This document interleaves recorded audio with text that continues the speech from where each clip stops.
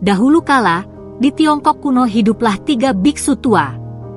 Nama mereka tidak diingat hari ini hanya karena mereka tidak pernah memberitahukannya pada siapapun. Mereka hanya dikenal sebagai 3 biksu yang tertawa. Mereka selalu bepergian bersama dan tidak melakukan apapun selain tertawa. Mereka memasuki desa yang berdiri di tengah alun-alun utama dan mulai tertawa.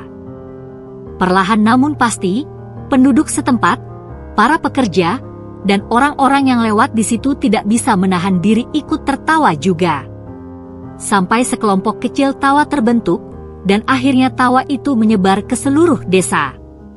Saat itulah ketiga biksu tua itu pindah ke desa berikutnya.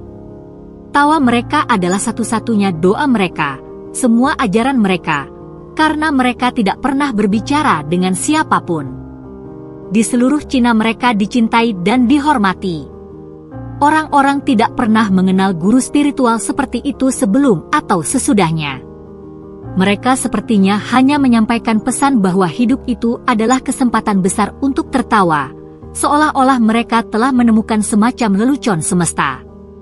Jadi mereka bepergian dan tertawa selama bertahun-tahun menyebarkan kegembiraan dan kebahagiaan ke seluruh Cina, sampai suatu hari.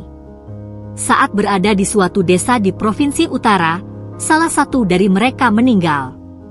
Orang-orang terkejut dan berlarian dari jauh, meninggalkan ladang mereka pada hari itu, hanya untuk menyaksikan reaksi dari 2 biksu lainnya terhadap peristiwa dramatis ini. Mereka mengharapkan mereka untuk menunjukkan kesedihan atau bahkan menangis. Dan seluruh desa datang ke tempat biksu itu berada. 2 hidup dan 1 mati. Tetapi 2 biksu yang tersisa hanya tertawa lebih keras. Mereka tertawa, dan sepertinya tidak bisa berhenti. Sehingga beberapa warga yang tidak percaya dengan apa yang mereka lihat memutuskan untuk mendekati 2 biksu yang tersisa dan bertanya mengapa mereka sama sekali tidak bersedih untuk almarhum teman mereka. Dan untuk pertama kali kedua biksu itu menjawab, "Karena kemarin, dalam perjalanan kami ke desa Anda, dia mengusulkan taruhan siapa di antara kami yang akan mengalahkan 2 orang lainnya dan mati lebih dulu, dan sekarang dia menang. Dia bahkan menyiapkan surat wasiat." Di zaman itu, tradisi mengharuskan untuk memandikan orang mati dan mengganti pakaiannya sebelum meletakkannya di tumpukan kayu pemakaman, tetapi biksu tua itu secara eksplisit meminta untuk meninggalkan pakaian lama itu padanya, karena dia tidak pernah kotor selama 1 hari.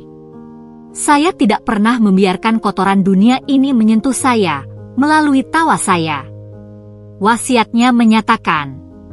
Jadi tubuh biksu tua itu diletakkan di atas tumpukan kayu dengan pakaian yang dia kenakan ketika dia meninggal. Lalu ketika api menyala dan mulai menjilati pakaiannya, yang mengejutkan semua orang, tiba-tiba kembang api 100 warna meledak ke atas dan ke bawah dan ke segala penjuru, dan akhirnya orang-orang yang berkumpul di sana pun ikut tertawa bersama kedua orang biksu itu. Jika kita melihat dalam hidup, mungkin satu-satunya alasan kita ada di bumi ini adalah agar kita bisa tertawa dan tidak pernah berhenti mengalami kegembiraan dan tawa. Jadi lain kali ketika kamu menghadapi masalah, bercerminlah dan tertawakan saja masalahnya, karena kegembiraan kamu itulah yang membuat kamu hidup.